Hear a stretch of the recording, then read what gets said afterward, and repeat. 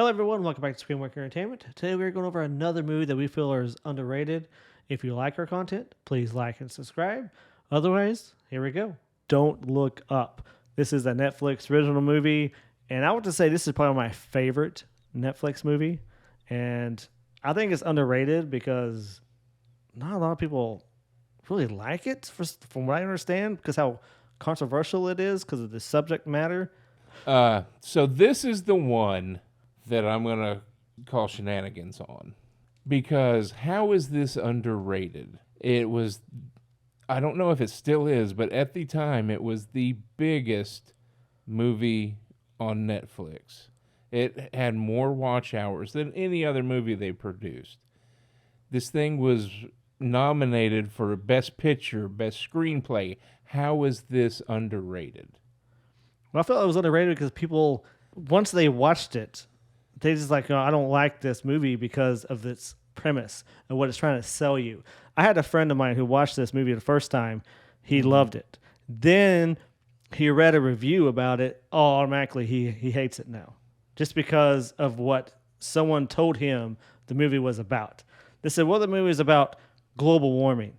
Oh, he automatically hated the movie. I'm like, you just watched it and you loved it. You thought it was hilarious. But now someone told you this movie is about global warming. Now you don't like it. Didn't make no sense to me. The things it talks about is very close to, like, really hits home to a lot of people.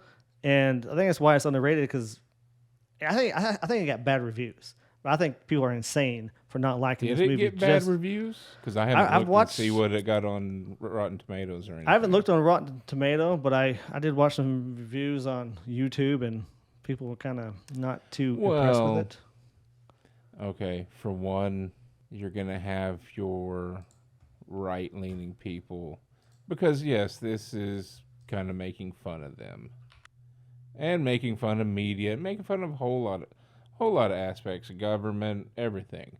Which is what I thought was so funny about it. Yeah. Yeah. See, on Rotten Tomato, we got 56 for No. Okay, is that critics or audience? Because critics, and then 78 for audience. there you go. So more people liked it than the critics. I don't trust critic reviews anyways. No, me either. Not at all. Because, like, the Machine that we just covered, I don't know what the critics was. I think it's like super low, like 20 or even lower. But Really? yet the audience is like 80 something percent. And just like critics praised fucking Last Jedi. And that is the biggest steaming pile of shit ever produced. Yeah, I'm looking at the Machine right now. It's at 29%. Audience scores at 87. Well, the critics, they're just paid by a certain company. Yeah. Pretty much the way I look at it. That's why I don't believe anything critics say. Well, a lot of them are, yeah. And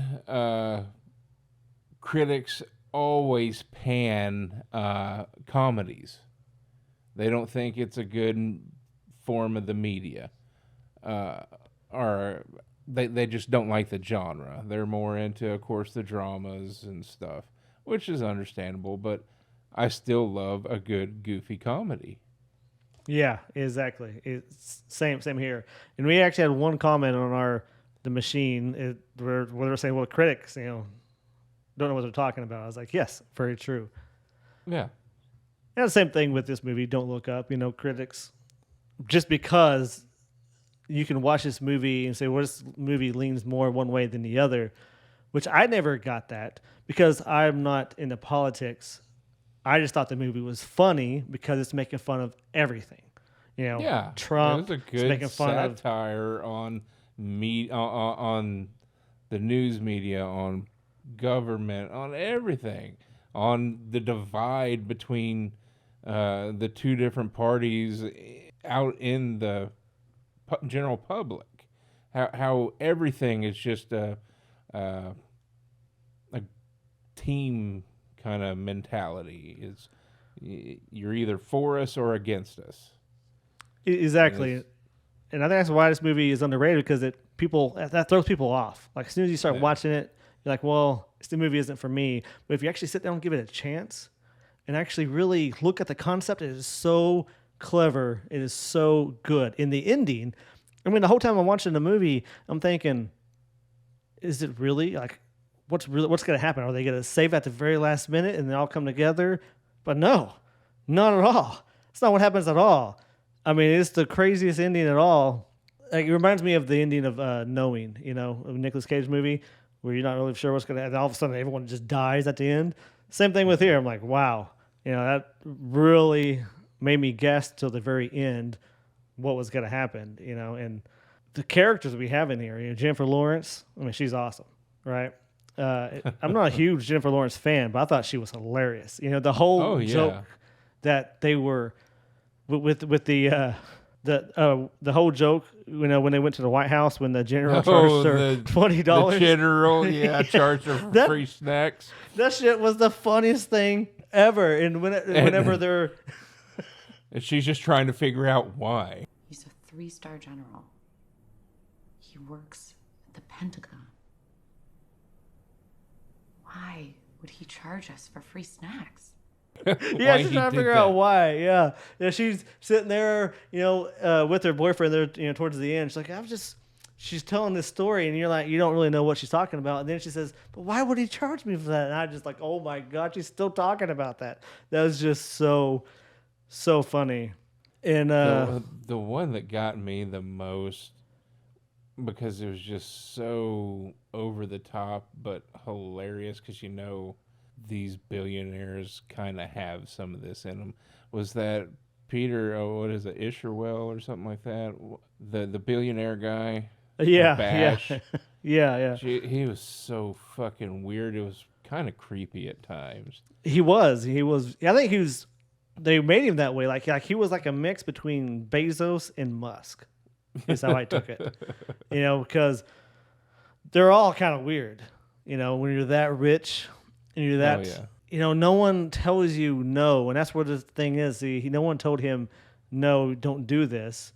That's why the world ended, Yeah, it was a great cast. Friggin' Jonah Hill.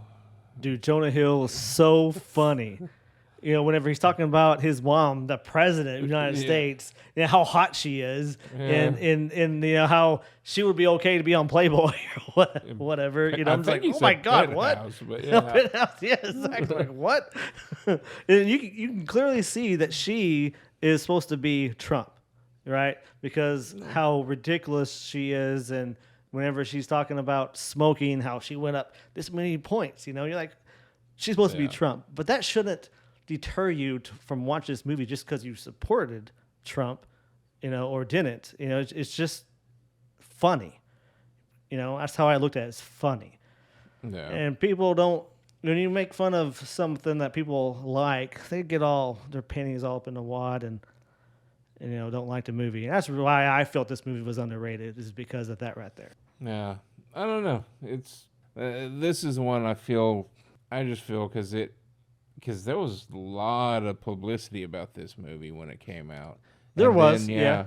And then all the hype that it got with an Oscar nomination and everything. I don't know. I don't know if, to me, I wouldn't say this is an underrated movie.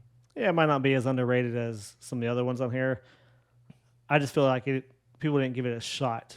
Yeah. Well, I think a lot of people gave it a shot because it had the most hours on Netflix of any damn movie that they had made for a long time. Yeah, well, that came probably from me because I watched it so many times.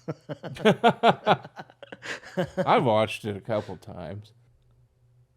All right, guys, tell us what you thought of this movie. Is it on your list of top unrated movies? I loved it. Tell us what you think. Put it in the comments, and we appreciate you watching.